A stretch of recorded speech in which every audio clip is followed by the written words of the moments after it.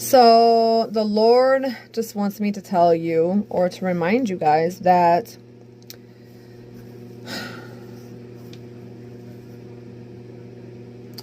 God the Father, the Son, Jesus Christ, the Holy Son, the Holy Servant of God, are one. Their heart is one. It's like, let me see, like a one heart linked together to make another heart. So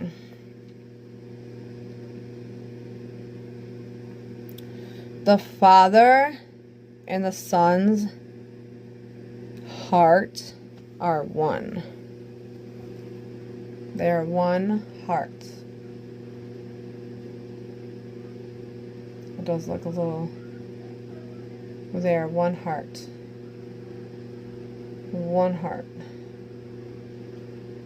I'm trying to make a perfect heart right now. The Father and the Son are one heart.